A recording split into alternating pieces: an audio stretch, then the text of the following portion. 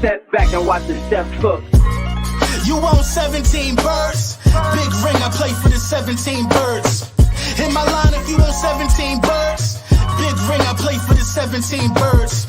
I know a guy, if you own 17 birds. Big ring, I play for the 17 birds. I know a guy, if you own 17 birds. Big ring, I play for the 17 birds. Yeah, I'm from the 17th curb. Yes, sir. Yes, sir. Yes, sir. Yes, man. Goat Talk is back. You know what I'm saying? A little Thursday night Goat Talk action. We got some stuff to talk about. It's Lord Brunson, your guy Philly Mike. What's going on, Mike? How you doing? Hey, I mean, after a loss, you shouldn't be as happy as we are Thursday night, but we happy. We feeling it. I mean, back-to-back D tackles to stop the one thing that's kind of been keeping us from what we need to do this whole season. I'm with it. Mm-hmm. Yeah, I'm with it too. And you know, let's talk about the loss for a second. I don't think me and you really chopped it up about this. So the loss is the loss. Now me personally, I would be a little more concerned if we lost to a contender.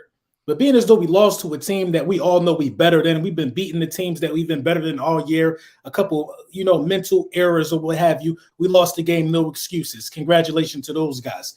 But boy, did Howie Roseman take the initiative after just one loss and going out there and getting some guys that can help us in the area that we need to improve on. You know what I mean? So in case you've been hiding under a rock, the Philadelphia Eagles yesterday, we acquire two-time Pro Bowler Linval Joseph. And then today we acquired five-time Pro Bowler Ndamukong Suh, who I would like to say this, Suh does have a lot left in the tank, if you ask me. Oh, yeah. I mean, he's coming off a Super Bowl 2 years ago. The reason he's been out there, I think it has been because the money situation. And he is older. He's older. And when you get an older guy and you're talking about money, you got to be careful. But now that we are at week 9, I think he's looking at it like, am I blinking? What do you mean? Is my screen going in and out? No. I see you perfectly fine. Anyways, now that we're at week 9, I think he knows who the contenders are. And now he's like, you know what? I'm going to have to, take a little less money, but I'm ready to play football. So the role he's coming in to play for, I know people are like, well, y'all were all hyped about Robert Quinn. He's slowly getting worked in. This is not Robert Quinn. These last couple games ain't who he's going to be when the games truly, truly matter. I think we're going to still see the best of Robert Quinn. I think Linval Joseph is only going to be used to stop the run. He'll play a minimal snaps, but I think he'll come up big. And Suh, he can really fill in for guys like Fletch, who just complained about how many snaps he's playing, right? Now, granted, this was a lot of snaps, man. We were out there for 40 plus minutes. It's like he thought he was playing defense it was all defense. Right. But Suh has gas left. And whenever you can maximize a guy's little bit of gas left, I think he's going to have a breakout year, the remainder, because what the Buccaneers asked him to do is be that guy. He don't got to be that guy, but he will with the amount of snaps we're going to ask him. I agree. And, I'm not really mad. I was kind of mad when Fletch, was talking about the snaps. I'm like, bro, what are you talking about? But, it was a lot of snaps, though.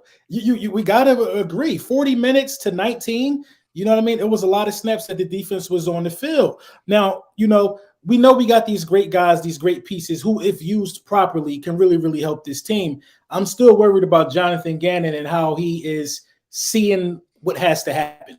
Because I think we already had the personnel to be better at stopping the run already. You know what I mean? I think that I don't want to see Linval Joseph in coverage. Let's just say that. You know what I mean? I think that, we still need to tweak the scheme a little bit. But these were two great powerhouse moves who, later on down the line would do phenomenal at, being able to drop some jewels and some knowledge on Jordan Davis. I mean, to learn from Linval Joseph and Ndamukong Suh will only help Jordan Davis in the long run. So these are two guys. Didn't Suh have six sacks last year? 7 tackles for loss or something like that. I saw you put it up. It's just phenomenal, man. It's phenomenal. I like the way that this team is diagnosing. So let me ask you this before we get into that. Do you think we would have made these moves had we won that game? One of them, yes. We would have definitely signed one of them just because Marlon T has low key each game been more of a factor for this team.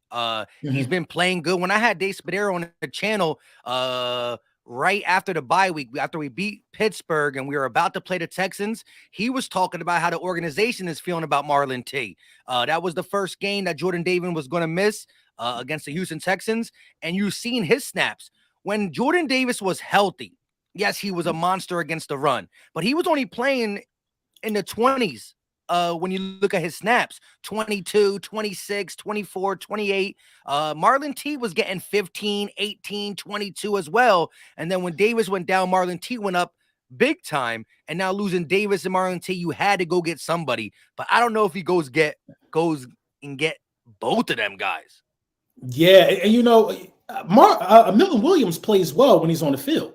You know, what I mean, I kind of wonder why he don't get an increase in snaps as well. I guess similar to what Marlon T is getting, but Marlon T has been really, really stout, and you can't argue with the increase of snaps there. Maybe he's practicing harder or whatever. Speaking of practice, I did see in practice that we are doing this fumble drill that starts on the ground with the punching glove and a stick trying to poke the ball out. I think that's a bit excessive if you ask me, but this is the way of this team right now. We see situations, we diagnose situations, and we are trying to get ahead of it early because I think Howie Roseman is getting ahead of situations, early. He don't want these things to fester. And but I think he let the run problem fester a little too long. You know what I mean? Now, that's not Howie Roseman's job to fix the scheme. But at some point, you still have to say, I want to put more linebackers on the field to clog up some of these lanes just in case we can't get there with the four-man front. So I think the scheme still needs to be adjusted. I am still worried about, Jonathan Gannon because the scheme is so goddamn trash. But, man, I'm excited, man. I'm not worried about the loss no more. For an 8-1 team to consistently find pieces and move guys around to make the team better week in and week out is a sign of a team that wants to go for it all. Yeah, and when you speak of Gannon, I think that no one's going to be settled because I've been saying this on my channel all week. He was getting the low-key passes because of certain things he's done well. And when you are winning, everything seems to be okay. You know what I mean? So, look at how, Dallas came back pretty much because of the run. The Lions came back pretty much because of the run. The Texans were tied with us at halftime pretty much because of the run and the defensive scheme. But the Eagles found ways to close it out. And the defense, although they might leave one or two drives that you're like, what is Gannon doing? What is this defense doing? Then they show up 3 other quarters. This was the one game where it was opposite. We only showed up 1 quarter. We were MIA 3 quarters, and we took a loss. I think that opens your eye now, if you're Nick Sirianni, to Jonathan Gannon. You have to be better. Again, winning covers things up. And Nick Sirianni said it more this week than he's ever said it about adjusting quicker.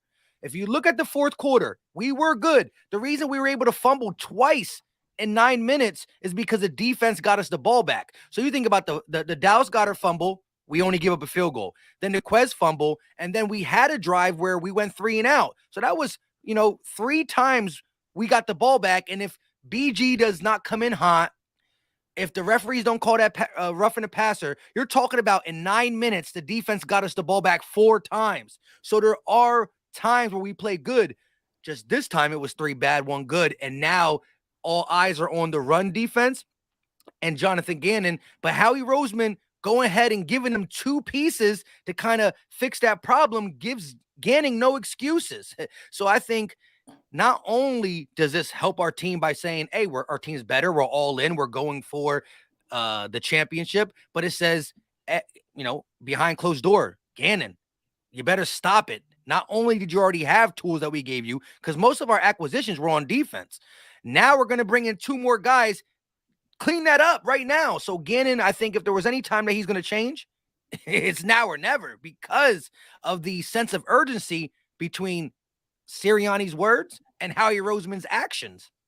Yeah, and he was all-time bad. This might be his worst game as a coordinator. I mean, honestly, let's think about Gannon for a second.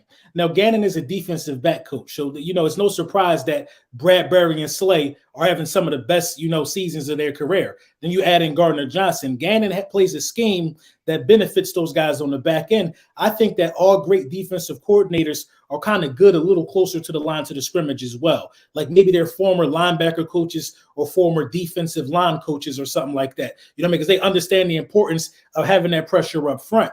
Now, Jonathan Gannon has put this team in multiple positions to look worse than what they actually are. You know what I mean? Slay, the misconception is Slay was getting cooked, but Slay was playing the scheme that he was supposed to be playing due to what Jonathan Gannon is out there teaching. We have a defensive coordinator on our hands with all of these great players on defense. This defense is stacked. You could go from Hassan Reddick, Fletcher Cox. You could go up and down the list. We have a guy that leads the league in interceptions on his roster, but we have a defensive coordinator 2 times that came out there with only 10 guys on the field. That's terrible, Mike. That's terrible. So if you're coming out there with 10 guys on the field, it don't matter. You could go dig up the 85 Bears and they prime. If you leave them 1 guy short, that puts the 85 Bears defense at a disadvantage. So Jonathan Gannon got to get his head out. He got to get his head out the sand, man. This is now or never, man. You could potentially never have a roster this good on the defensive side of the ball. You got to go out there and let these guys play a brand of ball that benefits everybody and stop just tailoring this offense or tailoring this defense for the cornerbacks. And the cornerbacks be getting left hanging sometime. We are so talented that for the first 8 games of the season, we were able to overcome his incompetence. This ain't the first time we've been gouged on the ground. And then you look, later on down the line, you see Saquon Barkley twice. You see Derrick Henry one more time. Aaron Jones is being implemented more and more. You see what he did to Dallas. You got, right, you know what I mean? And A.J. Dillon. You got that duo of Zeke and what's his name that you're going to see again? Yeah, I don't be remembering them dudes' names. You got the duo, you got that duo again. And I'm pretty sure some more other running backs who are, comparable at, giving us the business. But, Jonathan Gannon, I'm telling you, Mike, Jonathan Gannon is rubbing me the wrong way. Just off of 1 loss, because we all knew that this was going to happen at some point in the season. Off of 1 loss, I feel like Jonathan Gannon is on the hot seat. Yeah, and again, I think the action of Howie Roseman is like, Gannon, you were going to come to the press conference, if this continued, Gannon could have, used we don't got the personnel, blah, blah, blah. Howie's making that be no excuse. But to have 10 players on the field twice, that's what I did that little TikTok video. Yo, I'm on TikTok now. It is what it is. You know what I mean? I'm on it. We going to do I'm using TikTok to really make it comedy and talk trash against the rest of the NFC East. Anyways, I want to know, and I didn't do my due diligence and go look, but I want to know if they were on 3rd down runs. Like, I want to know where in the game did it happen. I'm going to go find out later today, maybe make a video later in the week. But I want to know because there were a couple 3rd downs that if we get off the field, that game has changed and momentum is big. And because they were beating us up the same way, it was just like a cut that we couldn't stop bleeding. I mean, having your offense sit on the sideline that much is just inexcusable. And I hate how he was talking about, like, I know I got to get him off, but he's not getting him off. At the end of the day, you know what? Let Heineke, and I know his main goal is to not get beat over the top, but let Heineke throw one over the top and beat you if it happens. Well, because you know what that means? The offense is back on the field instead of 19 minutes, or we still get more minutes. So you just have to adjust more. I just think that his problem even last year when he started to be better, he takes longer than the average DC to adjust. He comes in with a game plan. There are times, Minnesota, that he came in with a game plan. That game plan was so dominant, he didn't have to adjust, and he looked dominant the whole game. But if he does have to adjust, it is not happening until multiple quarters down the line. And in this game, we really couldn't dig ourselves out because the offense was cold and the turnovers. Right. A lot of people don't understand it. Let me read this super chat. JC Kirk, man, thank you for the super chat. Said Terry smokes Slay. He's really good and underrated. He got the best of Slay on Monday night. Cool. That's fine. You know what I mean? Darius Slay is one of those guys who actually earned the bad game, if you ask me. Darius Slay been so dominant for us, so I'm not mad about that. The press conference of Jonathan Gannon really rubbed me the wrong way today, though. It rubbed me the wrong way, Mike. I'm gonna keep it 100. Not only did he not want to dive deep into why it was only 10 minutes. Oh, that's on me. Basically, next question. I don't want to keep talking about that while we were a fucking man short 2 plays. You know what I mean? I don't want to talk about that though, but I want to talk about all this other stuff that don't mean nothing to me. You know what I mean? He talk about that. Then he talk about one of his philosophies that's also rubbing me the wrong way. Well, what did he say? Something about you can't get beat if the ball don't go over your head. Come on, man. Come on. We took a beating to a team that shouldn't be beating us. And he didn't adjust in the game. Like send some blitzes every now and then. You know what I mean? Jonathan Gannon just, man, I mean, if he want to be a head coach in this National Football League, he got to start correcting some of these deficiencies early.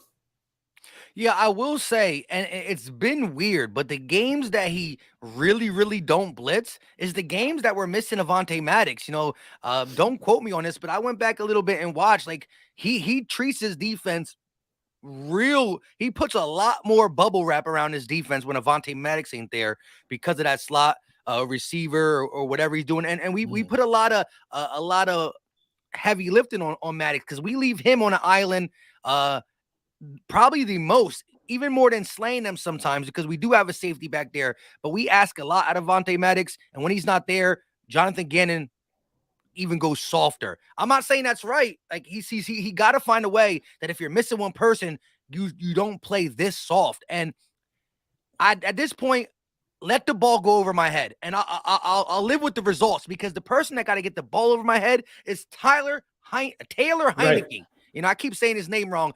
Commander fans, correct me. I don't care what it is. Tyler, Heineken, it doesn't matter. The fact is, that team is not more physical than us, and it made us look real soft. We look real soft. And I mean, besides that, though, the uncharacteristic fumbles, that's not happening again. So like you said, in the opening, that you rather lose. If you would have lost to a contender or a different way, you would have been more upset. Me too, because we're never going to see this Eagles team play like that again, at least on the offensive side. I honestly believe.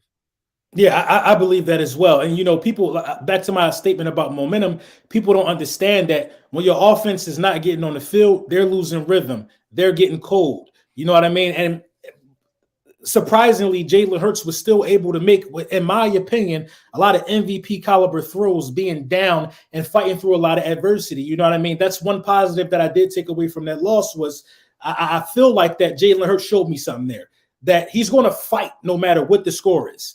You know what I mean? He's going to try to bring that team back. And he made an MVP throw to Quez Watkins. He was seeing the field. He was dropping passes in the bucket. It just wasn't our night. And we got to live with that for another week. We got to live with that until Sunday. But once we get back on the winning column of things, I think things will feel more right. You know what I mean? We bringing in some guys. You're bringing in an Ndamukong Suh. Now, if you thought this defensive line was soft and it needed to get a little more nastier, you just brought that in, man. And Ndamukong Suh is the epitome of a nasty defensive tackle in the National Football League. The epitome. And he wasn't sitting on the couch because he was washed up. He was sitting on the couch because nobody wanted to pay him what he was worth at his age. But he's still got a lot left in the tank. And he is going to make this team better from day one. I believe both defensive tackles are in shape. I believe both defensive tackles are needed. And listen, I'm going to find out.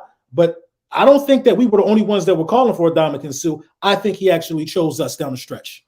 Well, yeah, I mean, somebody said it, and they were definitely joking around, but they said it in the sense that, like, Sue pretty much asked to be on our team. Like, that's how it really transpired, in the sense that, we were reaching out to D tackles and whatnot, and Sue made it be like, yeah, I want to play with y'all. So that's why I think when the numbers do come out, you're going to be like, dang, you know what I mean? Mm-hmm. I guarantee a lot of other people say we would have paid him them numbers. No, he wouldn't take them numbers to be on the Tennessee Titans. He wouldn't take them numbers to be on the Cleveland Browns. He wouldn't take them numbers to be on them teams. He's taking these numbers because he understands what the Eagles need to be even greater, and how great we already are. The dude not stupid.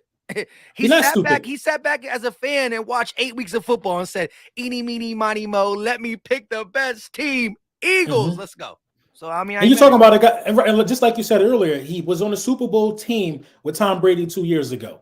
He knows what a Super Bowl team looks like now. He knows the makeup of a team that can go all the way, and I think he chose wisely. Now, I think that's why Odell Beckham didn't really make a decision, too, because guys were sitting back looking at the landscape of the National Football League. Josh Allen took 2 ugly losses. It ain't looking too promising at the moment for him, but things can turn around. The Philadelphia Eagles take 1 loss, and it's like the sky is falling. They've been waiting for this so bad, but, if it was against a contender, I would be like, damn, we can't beat good teams. But we beat the Vikings, the second best team in the league. I'm not really worried about it, man. If this team can stop the run and get back to being that team that was leading the league in 3 and outs a week or two ago. You know what I mean?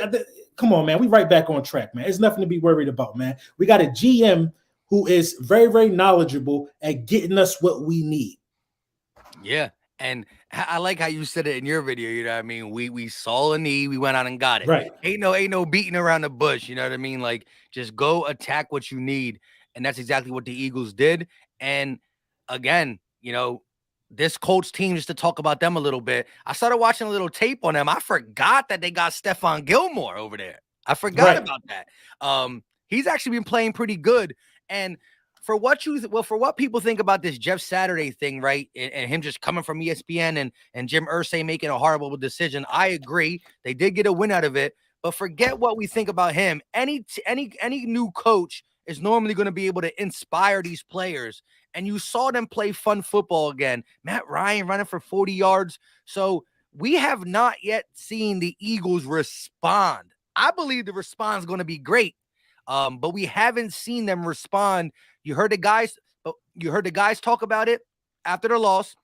We heard Nick Sirianni address it.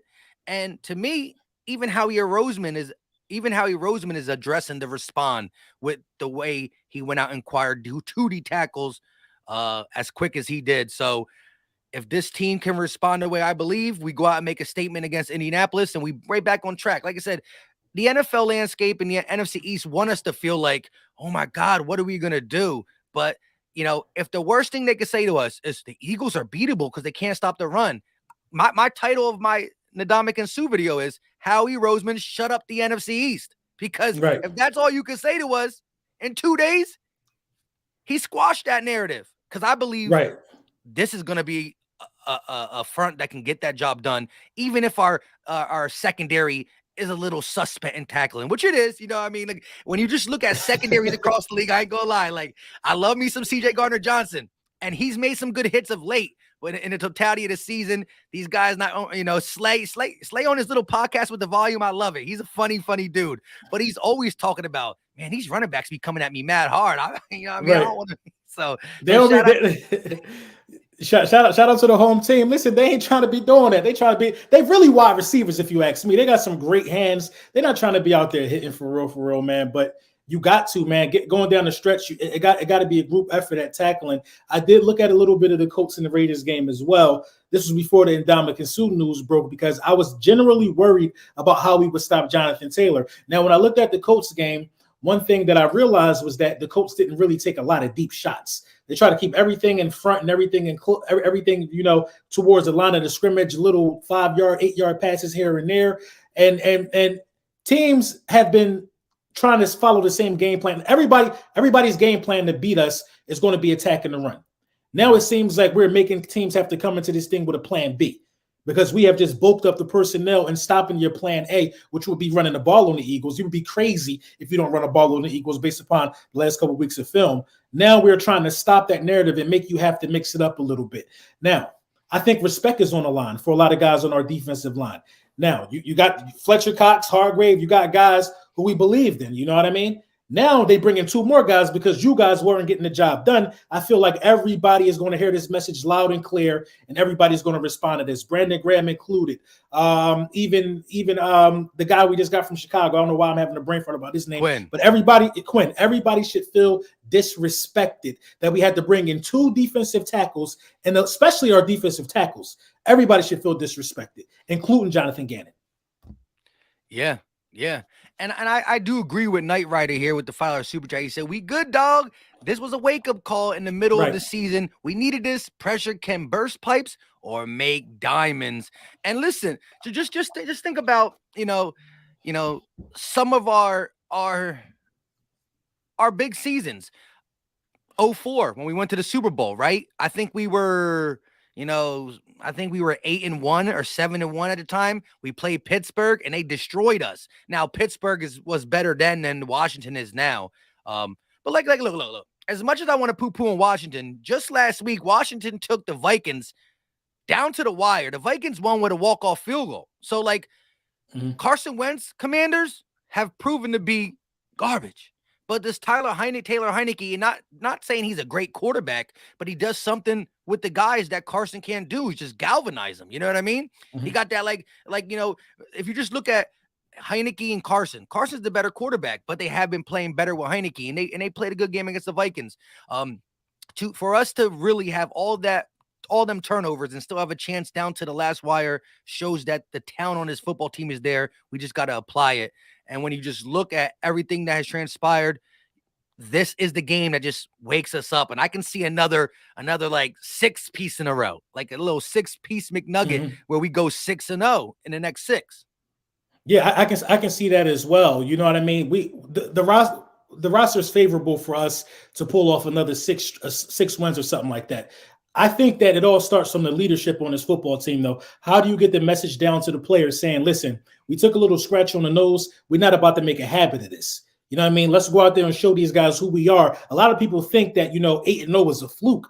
But the reality of it is this: it's hard to win 8 straight weeks in the National Football League. Even if if you can't beat the Texans eight weeks in a row. It's hard to do stuff like that. You know what I mean? If you had the Texans 8 straight weeks, they're going to get you a couple times. It's just the nature of the beast. This is football. So, how you respond will tell the story of how we will, be when it's time for the playoffs. I'm so thankful that this came now. Did I want to lose this game? Hell no. You know what I mean? I'm thankful that it came now, though. You know what I mean? Because it's a lot to look forward to, and it's a learning experience that you need at this point in the season. Now, how do you feel about how comfortable are you about the offense right now? Now, a lot, is not being said about the offense because they didn't have the ball a lot in this game that we just played. Do you feel like the offense started off slow? Was it a little too many 3 and outs for you? Do you think we should run the ball more? A lot of people are talking about that. Yeah, the run. We just disregarded the run once again. I don't know what he was thinking in the sense of, looking at the analytics, looking at what Miles Sanders did all year. His worst game was against Washington in Washington when we were at that game. We were airing it out. So maybe he was like, they're going to try to stop the run again. Let's air it out. But you can't always go into the same game with this, go into the game with the same game plan. Regardless if a team that we play is good against the run, which the Colts are good against the run, you still have to be balanced. When you can run the ball as good as the Eagles, which a top 5 rushing team, you have to still do it. Now, if the team is stout against the run, okay, 60-40 it. No doubt about it. I'm okay with the 60-40. That's actually what I want, 60-40. But in the first half, granted, we only touched the ball a little bit, but it was like that 80-20 again. That 80-20 again, and it let Washington pin their ears back, press coverage. You're throwing the ball with your best receiver on one leg, which he was. That's why he had that 1 catch, 7 yards. He admitted it, and hopefully he's good this week. He said he is, but like legitly good. I think the play calling wasn't balanced enough, and that is my only gripe for that offense, because I do give them the benefit of the doubt that they were on the field so little, things just got sticky. And to Knight Rider's a comment before this one, I think having a bye and then 2 weeks later having 11 days off or 10 days off with the Thursday game to Monday game, I think that was a little bit too much too. I think a lot of that stuff factored in. The hype was being heard even more. It's like your second bye. It's just too much in that compacted time frame, but just be more balanced. And I think that will also help eliminate 3 and out so quick that your defense is back on the field tired. Yeah, we got another super chat. My guy, Raw Rap Radio, thank you for the super chat. He said, I can see teams banging their heads against the wall now because they thought they would be able to do what the Commanders did. Not now, not so much. I agree, man. I can see teams getting upset about that as well. Everybody's game plan real quick. Like the Colts been game plan for us Monday, Tuesday, Wednesday, right?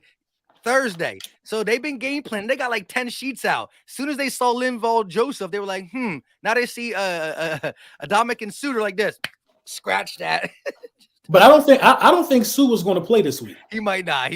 Yeah. I don't think Suh was going to play. Linval Joseph, he got a chance. He was practicing today. He should see some snaps, you know what I mean? Especially if we get gouged in the run. But, I don't agree with we had too much time off. I don't agree with it because the offense wasn't terrible. You know what I mean? Maybe it was too much time off because the offense didn't really warm up until they had to warm up. You know what I mean? Once it was time to play football, the offense looked like they was about to come back and win that game. You know what I mean? So, but the defense just looked like, I don't know. But then you look at the scheme, you look at the position that they were in. Maybe it was too much time off for goddamn Gannon. That's what it was. It was too much time off for Gannon, not the players. Come on, two plays with only 10 guys on the field, man. I'm not gonna be able to get over that, Mike. I'm not gonna be able to get over that one. Me either. Like I said, yo, and that's why I did that little video that I put on Twitter. I was like, because literally that was my reaction. I'm watching it. And I didn't notice because of course me doing the live play-by-play and it was crazy in there, man. Like I don't know if you saw my reaction to the Quez drop. That junk broke me. I saw it. I was out of town actually. I was on like a small vacation and I couldn't believe it. I just couldn't believe it. I was like, he was down. He was down. That's what I said. He wasn't down. My guy Kenny, thank you for the super chat. He said, happy for the pickup, but the play calling got to be better on both ends, balance on offense and competent on defense. Don't play 10 yards back on 3rd and 5. I agree, man. I agree wholeheartedly. Burgang 31, what's going on, bro? He said Eagles won in a loss. Let's fucking go. We just won a Super Bowl. Look, but look, I'm feeling good. I'm feeling good. That's all I'm going to say. That number 1 seed is so crucial, y'all. Y'all do not understand that this thing going through Philadelphia means a lot. Everything. I mean, that right. I mean, our only losses in Philly, but I'm telling you, that link in playoff, that is like let me ask, like if we play every game in the playoffs in Philly, that's like a good 20% increase on a chance to really do the dang thing. Yeah, I mean, yeah, it's definitely an increase. It's definitely an increase because it's going to be so disrespectfully loud for the opposition that we could get a couple false starts. We get a couple delayed games. It's going to be a lot going on. I got Mr. 89. Thank you for the super chat. He said Dickerson did get beat versus the blah, blah, blahs. Steichen should have changed up the blocking schemes, in my opinion. Yeah, I can see where you're going with that. Yeah. Definitely. Joseph Feast, man, thank you for the super chat. What's up, Philly? Mike Fly Eagles Fly. Yes, sir. Yes, sir. But yeah, man, I mean, we're better than the Colts. We should definitely beat the Colts. Is there anything that concerns you about this game coming up? Real quick, go up to the one right above Mr. 89 real quick. Wait, let me see. Puck you. How did I miss him? Thank you for the super chat, Puck you. Gannon looks scared every snap. Yeah. He does. Again, looking at this Colts team, and I got Jonathan Taylor on one of my fantasies, not the one that we're in together. But I got him on one of my fantasies, and he's been missing for a while. So, like, I know their linebacker, Leonard, what's the guy's? Darius Leonard, he's out for the season. You know, I don't wish injury on anybody, but he's not going to be there. They still got a guy named Stephon Gilmore who's playing pretty darn good football. And if AJ's not 100%, you know, we lose Goddard already. That is a factor. We haven't talked about that really. So no Goddard. If somehow Stephon Gilmore can rattle AJ on a bad leg, well, now you're down a couple weapons, right? And the Colts are number 2 in the NFL against the run. It's a bad football team. You could pass on them, but not really run. So it's going to be interesting for the response game to be against a team where we didn't want to run against Washington because they're pretty good against it. Do we buckle down and just do what we need to do and out physical them? I'm interested to see that. And also how the passing game starts to unfold. Who gets the targets that Dallas Goedert got, right? He was running tight end screens. Do we still set the screen up to tight end? Is it Stahl? Is it Calcaterra? Is it 6'8" Tyree Jackson? Or do we see some AJ Brown screens? Quez, do we see Pascal more involved because he can run block a little bit? This is going to be a different Eagles offense against the Colts. So there's so much to see. But when you look at the Colts and you look at the Eagles, we're the better team. I don't want to, make this, I don't want to get too fancy, but I feel like, after seeing the unbalanced offense and now going into this game against a team that can make you unbalanced again, plus you don't got your guy in Dallas Goedert, it's going to be very interesting. I got the Eagles dropping a 30 burger for sure. Like a 30 burger is coming to me. I agree. I agree. I got a 30 burger coming as well on the road. I think what we have to do in this game is get our big guys in space. We got to get our offensive line in space. Like I really enjoy the tight end screens. I really do. But I want to see some running back screens since you don't have, Dallas Goddard in the fold. I want to see some Kenneth Gainwell screens, some Miles Sanders screens. I want to see our big guys getting out there and getting to the second level. We haven't been doing that a lot lately because a lot of things have been working. You know what I mean? I think if you start getting Landon Dickerson and Mailata and those guys to the second level and getting some of our playmakers in space, I think that can get that good stout defensive line and that running defense that the Colts have, get them a little off balance. We could use their aggressiveness against them, some play action. You know what I mean? But I think this could be a really big game for Devontae Smith. Yeah, I'm expecting one soon. I thought he was going to have the big game on his birthday. He had 6 catches, but only 39 yards. He did walk away with a tub. That was good. But I'm just curious. And again, my first thing I want to see and what I'm going to talk about as soon as the game starts is Jonathan Taylor. Do not let him break anything on you. Again, first game back against the Raiders, not a good football team, but he not only ran for over 125 yards, I believe, but one of them was a 66-yarder, so a big scamper. And right now, if I see a 30-yard touchdown pass, I'm going to still be mad. But what I don't want to see is a big scamper, a big run up the middle where the hole is just like Moses parted it. You know what I mean? I do not need to see that because, like you said, I don't think Suh's going to play. Linval's going to get involved a little bit. But I need to see even before Suh and them come, just to reinsure the run defense. I believe in the players to stop the run. And then somebody said in the comments, I need to see some more Nakobe Dean, not just because I want to see him because he's our rookie and we believe in him, but because I think you go back to the 4-3, you have more linebackers on there, you have more linebackers at the other level. I think they could see what they need, the holes a little bit better than playing on the line.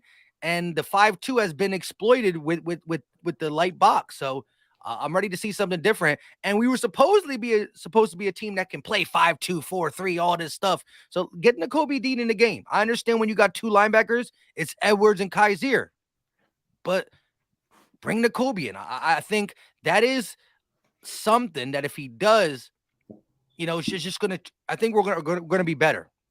Yeah, I think you bring Nakobe in for sure because Edwards and Kaiser have shown the ability to cover if it comes down to it. So I think you're almost at an advantage if you have 3 linebackers. I think if Jonathan Gannon wants to keep his job for real, I don't think he's on the brink of being fired. We're 8-1. Let's be for real. But if Jonathan Gannon, he won't get fired in the middle of the season. Eagles. First of all, the Eagles don't really do that in general, but you can't do it at 8-1. Like you can't. Exactly. I think that if he wants to, be in the good graces of the fan base, he got to bring some of those linebackers out there because that was a great point that you made, that those guys can kind of see how holes develop and see where to attack gaps. And they also could be, some of the first guys to flow because our cornerbacks, they don't like to tackle, man. Our best tackling cornerback is Bradbury. He misses a lot of them. No, I'm sorry. Maddox is our best tackling cornerback, and he's the smallest. Yeah. You know what I mean? That's probably why he hurt from throwing his body around so much. But we got to get more physical guys on the football field on the defensive side of the ball. Unfortunately, our cornerbacks are tailored for those Buffalo Bills, those high-flying type of teams who like to pass a lot. You know what I mean? They're not tailored for a lot of this schedule coming down, so you got to play with more linebackers, man. You got to play with more linebackers. This team is going to try to grind us down and control time of possession and just be a nuisance on the ground with us. If you take they're not going to go away from Jonathan Taylor. Even if we shut it down in the first half, they're going to keep doing it and keep doing it. So this got to be 4 quarters of making sure we stop the run for sure. Yeah, and to Green Wingman's point, 2 good signings, but it won't mean squat if we don't get better with the gap integrity and wrapping up. And the wrapping up really is for the secondary. I've seen some defensive line players not wrap up, but the people who are really not wrapping up is that second level. And they're bringing Kavon Wallace into the game to play 3 safety, big nickel, however you want to call it, where it's Epps, CJ Gardner-Johnson, and Kavon Wallace. Again, if you're asking me one-on-one tackle, if you're asking me who's going to hit the gap better, Kavon Wallace or Nakobe Dean, well, don't even ask me that question. It's Nakobe Dean. You know what I mean? Mm-hmm. He is definitely going to be able to play the run a lot better. He's not the biggest guy, but he still can get side to side, and he understands how to do how to fit the gap more than what Kavon Wallace would. He played in the box in Clemson at safety, but still. So I just think that the refusal to bring more linebackers on when you know your secondary ain't the willingness tacklers is horrible. And the thing is, like the way the biggest thing to me is when this game was over is like we played the same scheme first the Texans. We just duplicated it against the Washington, and Washington was like, yes, caught these guys not paying attention. We had more time off and we did less adjustments. It was just ridiculous on Gannon's part. But I do agree, like we got to wrap up, and that's where all these guys come. LB just said it a little bit ago for the people just getting in here. You think the defensive line is happy? Like, they're happy to welcome new players so the team can get better. But Fletch is like, damn, they brought this guy in because of me. Hargrave's like, they brought this guy in because of me. Like, we got to get better. Or, I was complaining about playing too many snaps. Now I might be complaining about not playing enough. Right. As soon as he complained, I was disgusted. And then they bring in Suh. As soon as they complain, I'm like, that's the last thing I want to hear. Talking about you feel like crap because you played 70 snaps. Skeletor, thank you for the super chat. He said, I totally believe that the mistakes we had against the commies can be fixed quickly. Have a great Thanksgiving. Go Birds. You too, brother. Have a good one. My guy Kenny with the super chat. Also like to see Kaiser White and Nakobe blitzing. They're certainly athletic enough to do it. Gannon just has to adjust. He's getting exposed more and more. I totally agree with that as well. You know what I mean? So it's multiple ways to skin this cat.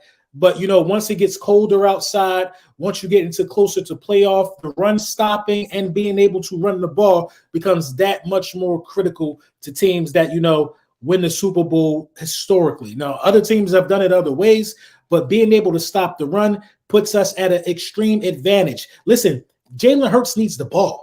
That's the bottom line. This offense needs the ball. This is one of the hottest offenses in the National Football League. Being in the position, think about it like this. What's one of the only ways to stop Patrick Mahomes? Play keep away. Teams have been trying to play keep away. They used the Patrick Mahomes method on a guy that everybody's saying can't throw the ball, and it worked. You know what I mean? And it worked. Let me get this one super chat. Okay, Sydney, thank you for the super chat. 12 mil. I feel like crap. 12 mil off. Trying to say he getting 12 million, talking about he feel like crap. Wait, that's the numbers that came out? No, he talking about Fletcher. Oh yeah. I thought he was getting 14. That's even worse. That's even worse, right? I think we got GOAT season 2? Yeah. Did we get GOAT season? I'm not sure. Click on it. Yeah, we got GOAT season. Oh yeah, he said about playing the Kobe Dean to help stop the run. It's crazy that he's not. Yeah. Oh yeah. And again, GOAT season. Thank you, bro. It just goes to show that I think, this part of Gannon's, whole philosophy was we're multiple fronts. Bro, we've been living in 5-2. So I want to see the multiple. I want to see the versatility, right? Oh, I could drop. If you want to play fun and drop Josh Sweat back and Robert Quinn back and stuff, then I want to see you also do other things. Play some 4-3, do some different things. You got to. I do think, though, for us just being on this, YouTube thing and saying Gannon might change, I think, honestly, this is not me saying we want him to change and blah, blah, blah, blah, blah. I just think that the impact of this loss, the remaining schedule being as heavy as a running schedule that you can get in the NFL, because Aaron, as you talked about, Aaron Jones, I mean, the Packers beat the Cowboys by running 62%. That's a lot. So all that being said, how we bring in these 2D tackles, as much as is a knock on the players, it's a knock on Gannon too, saying like, I mean, what else do I got to give you? So I think that you saw the questions. It was all about the run. I think he's stubborn. He's stubborn. You got to ask it. You got to make him feel real weird about a certain thing, and then he'll start doing it. Like last year too, when he was giving quarterbacks 70+ completion percentage. That was the question for like 3 weeks straight, and then he finally got a little bit better. Yes, our schedule got a little easier and stuff. So this is the opposite. He's getting asked the question, and our schedule's about to get harder as it pertains to running back. So let Nakobe Dean play one game. Let him play. Listen, man, for real, to have one linebacker out there is just gross. It's gross. It's gross to the way football is played, especially when you got Kaiser White and TJ Edwards is developing every year. Kaiser White is good. N'Kobe Dean, you took in the 3rd round. Now, I will say this about Kayvon Wallace. I'm enjoying some of his snaps. He's making a few plays out there now. He's doing more than I He seen did have him a big tackle. He did have a big tackle. But my thing is, on like, the 3rd down, right? yeah, he did. Yeah, it was the pass. He came up and laid some thunder. You know what I mean? Mhm. It wasn't against the run. But my thing is, kudos to Kavon made that incredible play in pass coverage that stopped another Washington 1st down.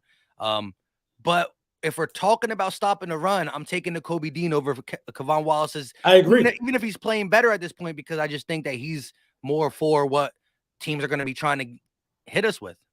It's a simple fact that he has one of the highest IQs out of all of the college players of last year's draft class. Like, he's a guy that can definitely see.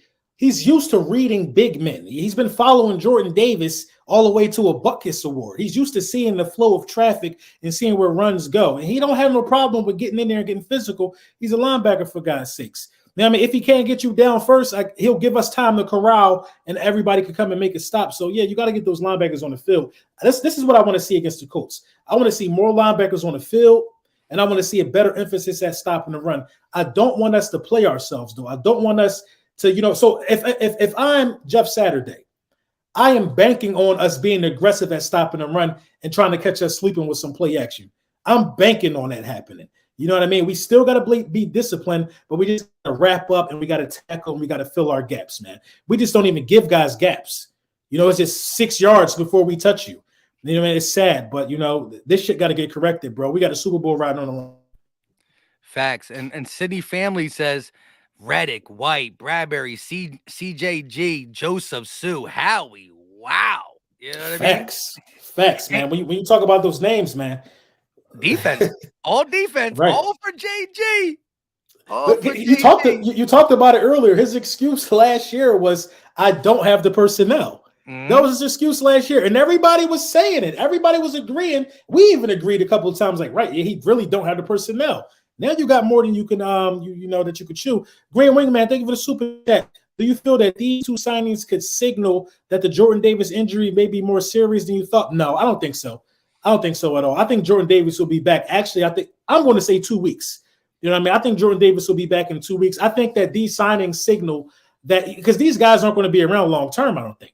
You know what I mean? Suh would have to be phenomenal for us to, think about, keeping him around. I don't even think we're going to keep Hargrave. You know what I mean? I think these signings signify that the window is open and the time is now. So let's get some guys in the building now. Thank you for the super chat, bro. Yeah, but I do think that, when we put Jordan Davis on IR, that means 4 weeks out. And people were saying, right, if everything goes according to plans in 4 weeks, we will bring him back. Honestly, Jordan Davis is a high ankle sprain. But when you're 360, 370, you know what I mean? Like, my thing is, like, I don't think long-term in a sense, like, he's going to be damaged goods for the rest of his career or anything like that. But I do say that, if you got Suh, Linval Joseph playing at a high level, say that raises the level of Hargrave and Fletch. If 4 weeks go by, not 4 weeks from now, but 4 weeks since the injury, which is 2 more weeks to how you say, and Jordan Davis is still favored a little bit, don't send him out there. Don't send him out there, because he's too big. He's too big to be playing on a 80% ankle. That junk got to be 100% before I let Davis get back out there. No, I agree wholeheartedly. I think that they put him on IR because they didn't want to rush him back. You know what I mean? The week after he got hurt, I was seeing some reports saying that, he's much more far along than a lot of people thought. You got to understand, he's still young. Yeah, he's big, but he's young. So he's going to heal a lot faster than, say, if this was Linval Joseph. It might take him like 6 weeks or something like that. So he's still young. I think they put him on IR because they didn't want to rush him back. I think they put Goddard on the IR because they had no choice. Yeah, like, he really, you know what I mean? That's a guy who needs the time. But either way, Let me ask you a question real quick, and this has been all about the Eagles, and rightfully so. This is all about the Eagles. So we play the Colts. That's cool, right? There's another game that I know we're going to be paying attention to. Do they play the same? They play at 4 o'clock, right? The Cowboys and Vikings. Yeah, they play at 4. And we play at 1, right? Right. So we're gonna be watching. We're gonna be listening in. Who do you? I still want the Vikings to win. This Because is my thing with that. I can't root for the Cowboys. But again, as we talked about, the most important thing, we got to win a division because that's the first step. No doubt about it. I don't want to skip steps.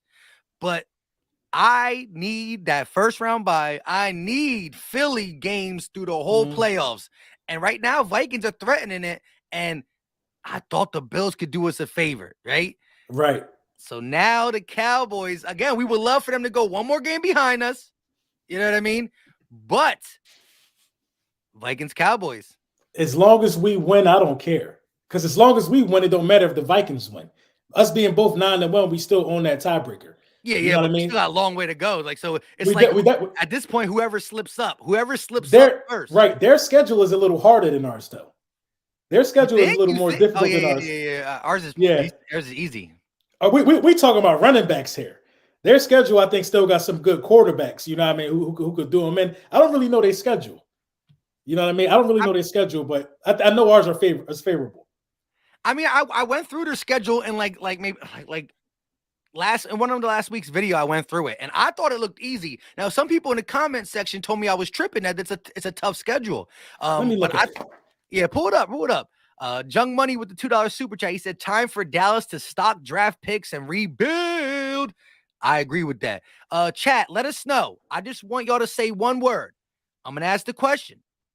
The answers are either Vikings or Cowboys. Who are you? I repeat, you rooting for this week? Cowboys, Vikings. Put it in the chat. I just want to check the temperature of the room. Check the temperature. All right, so the Vikings got the Cowboys. I want them to beat the Cowboys. I'm gonna keep it a bean. I'm gonna just give you my answer right now. That's what I want. I mean, the Vikings got the Cowboys. Then they got the Patriots. Prime time. Bill Belichick is good at game planning. Everybody talk about prime time Cousins. It's prime time, right? So, hold on. According to Dallas, that's an automatic loss for Kirk Cousins, right? Facts. So they got on prime time. Then they got the Jets, who have proven to be a good team. The Lions, they actually just won December 11th. The Colts, trash. They got the Giants, the Packers, and the Bears. I think we get them. I think we seal the deal within like the last 3 of the season. Because you got to think about it. We're the only team in our division that beat them.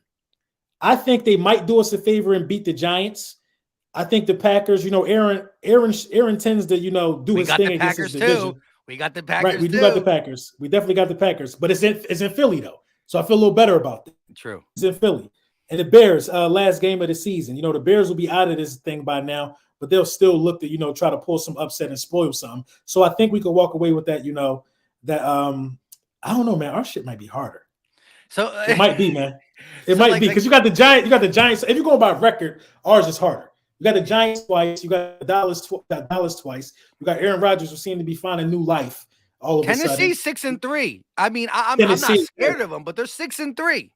So you look at the 6-3. Oh no, yeah, they're the 6-3 Titans, the 6-3 Cowboys, and the 7-2 Giants. 7-2 Giants. So and again, it's a lot of teams, a lot of winning records. We are only half a game ahead. So my thing is this: if you feel comfortable saying in these last couple games, the Eagles ain't going to lose more than one more game, right? How many games we got left exactly? We're 8-1, so 9 weeks. We go into week 18. We're playing 17 games, so we got 8 more games. If you're comfortable saying the Eagles are only going to lose one game in the last 8, that means the Vikings can only the Vikings at least have to lose one game too. If we lose 2 and they lose 1, or it's a little close for comfort right now. We're only a half game ahead. It's way too close. That's why we only could do what we got to control our own destiny. Yeah, it's way too close right now. You know what I mean? Like, honestly, in the perfect world, we would want the Dallas Cowboys to beat them because the Dallas Cowboys are further behind than we are, and we still got to play them again anyway. You know what I mean? No. Seriously, if we talk about number 1 seed here, you know what I mean? We got to worry about what we can control. If the Dallas Cowboys beat them, they'll be doing us a favor. Yeah, because we You know what I controlled mean? Dallas because we played Dallas one more time. So like That's what I'm saying. if Dallas would beat them and we beat the Colts, Dallas would still be 2.5 games behind us. The Vikings will be a game and a half behind us again. And then if we beat Dallas Christmas Eve, that's just like that's the done piece. It's the lock it Right, up, and throw away the keys. we can't keep forgetting about the Giants. But our only thing over the Giants is we played them twice as well too. So we You know control what I it. mean? We control that for sure. But maybe the Giants could catch them slipping. Maybe Green Bay could catch them slipping. But the Bills was definitely supposed to beat them. Yeah, the Bills before that injury came and listen, he played through it. So the Vikings did what he fumbled though. Like, even Jason Kelsey was like that the Bills ruined the whole the QB sneak thing because on the New Heights podcast they always be talking about QB sneaks and stuff because Kelsey and the Eagles be running a lot. Yeah. And he was like, yeah, the Bills messed that up for us. Yeah, they definitely messed it up. I mean, who runs that right there though? That's a little too close for comfort to run a QB sneak, if you ask me. Everybody saw that from a mile away. You had dudes like leapfrogging over the line. You know what I mean? But I don't know, man. I mean, it's way too close for comfort. We almost need a damn tie. Yeah, that would be lovely. Well, Puck U says Dak with the lowest completion percentage since Tim Tebow. That's on third. I think that's on third downs or no, fourth downs. I think it's on fourth. There's a stat out there that the only person Dak Prescott is not worse than is Tim Tebow. I think it's fourth down completion percentage or something like that. I don't know, man. I think honestly, if you want me to be for real, I think they about to get dog walked in Minnesota, bro. The Cowboys. I think they about to get dog walked. I mean, that's enjoyable too. That's to get your popcorn out. Stuff. But they about to get dog walked. But it is what it is. Backyard Bird Podcast, man, said, Mike, I feel you. I'm rooting for the Copies. We get the W, we Gucci. Yeah, man. If we get the W, I really don't care what happened. But if we get the W, it's so tough, man, because we need the Vikings to lose. We just got to finish our food, man. We got to finish our food. The Vikings, hey, even if the Vikings get the number 1 seed and they lose in the second round, you know what I mean? First out, then the road goes back through us again anyway. You know what I mean? But that number 1 seed, we can't let that slip through our fingertips. And just looking at very important. And just looking at the chat real quick, the temperature was like, oh, we still want the Vikings to win. Let the Vikings win. I ain't mad at it. Of course. My guy Carlos Rosado, salute. Just curious, since we beefed up the D-line with Maddox being out, would y'all be cool with CJ playing more nickel and hide the safety temporarily? No, I want to leave CJ where he at. He beat the league in picks.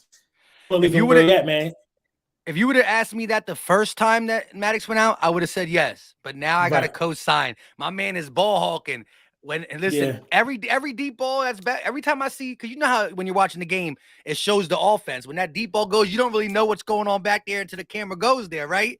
But every time I see the deep ball, I'm like, please let CJ back there because there's like a good percentage that he gonna come away with it. He's been ball hawking. I gotta leave him where he's at. 5 picks in 9 games.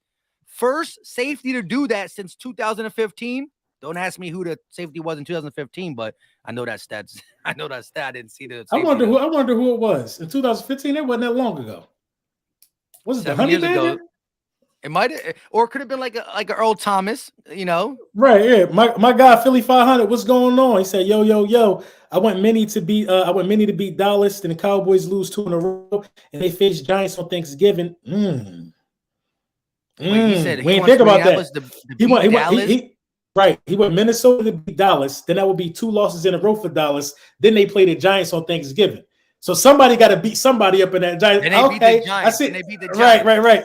And they beat the Giants for us. Okay, 500. That's what I'm talking about. Thanksgiving Day, Dallas beat Giants. We go 2 games up on New York. Okay, I can feel that. Hey, but 500 comment. You don't got a super chat, but. When are we going to see them Vikings lose? Because, again, I know we are up half a game. We just talked about it. But a half a game with 9 games left, that's right. That's neck and neck. And we talked about it. We cannot let home field advantage slip through these fingers. After 8 weeks of feeling like we're going to get it, we can't. Second seed still sounds good, but you got to play wild card weekend. And then I'm not trying to go to Minneapolis. If we end up seeing them in the NFC Championship, I want them to come right back to Philly where they got destroyed last time. I agree, man. I like 500's thought process. I like that too, though. Right. I like the thought process. John Money, thank you for the super chat. What happened to the Cowboys defense versus the Packers? Bums. You saw it. Buns at the barbecue. Hold on. You know the thing is, we both can't stop the run, but check this out. The Cowboys can't stop the run. The Eagles can't stop the run. We're having a hard time because we're missing a guy. They were not missing a guy, and they still can't stop the run. But we still went out and got 2 D tackles. Remember the D tackle they got from the Raiders? How's he been helping them out? Not at all. Has he even been on the field? I think I know what they're. I think I know what their real problem is, though. You know who's trash at not being on the line? Michael Parsons is not good when he's in coverage. Right at Parsons. Run right at He is Parsons. not good when he's in coverage. So, they better put Parsons back on that edge. It's going to start getting spooky for them. But you know what I mean? Yes, we just hit an hour. You know what I mean? I know y'all want to get ready for get your wings and all of that. Get y'all drink ready. You know what I'm saying? Who plays tonight? One more sip. The Packers in Tennessee. AJ's gonna be tweeting. Right. I want to get a good look at them. You know what I mean? Take me one drink. Get ready for Thursday night football. This is GOAT Talk. In case y'all don't know where y'all at, me and Mike say we're gonna do this every week, but so much stuff be happening. But we make sure we get when we got important topics to hit on for sure. So shout out to y'all, man. I want y'all to be productive. Get ready for Thanksgiving. Get ready for all the festivities. Let me hit this last super chat, and we about to let y'all guys go. When Davis returns, rotation, guys. Rotation gonna mean. Oh, you want to know the rotation when Davis returns? I think some weird way they still gonna start Fletch. I think Suh gonna be in there. I honestly, Davis might fall to be just a young guy, the young pup learning and getting in when he could get in, man. I ain't gonna lie, man. You got some dogs now with Suh in them. Well, when Davis was healthy, I saw us come out multiple times, like to start a game where it was Fletch, Hargrave, Davis, and then Hassan Reddick. So it was 3 D tackles and one. Well, we play a 5-2 front, but we did have 3 D tackles on the field because Hargrave, although he's a D tackle, he's a pass rushing D tackle. He can get at the passer. Yeah. So at the quarterback. So all that being said, it's going to be interesting. But listen, when in doubt, Linval Joseph will be the lowest man on the totem pole. But I guarantee you, on some legit 3rd and 2 packages, I'm talking about 4th quarter, 3rd and 2. Eagles try to go to their heavy personnel. We're going to say his name one time, like, thank the Lord. He's not going to make plays all the time, but Linval Joseph's going to have one of them nasty, mean 3rd and 1, breaks through and just sits on somebody. I'm telling you. Right. I'm telling you, Mike, mark my words. 1:00 Sunday night, we are going to hear pads and helmets colliding. This team is going to come out angry because they should feel disrespected about what happened on Monday, and it's just in time for that loss to come, man. So shout out to y'all, man. 38 people in the building. GOAT Talk, man. We'll see y'all in another week. And, enjoy Thursday football, man. Peace. Firstborn second.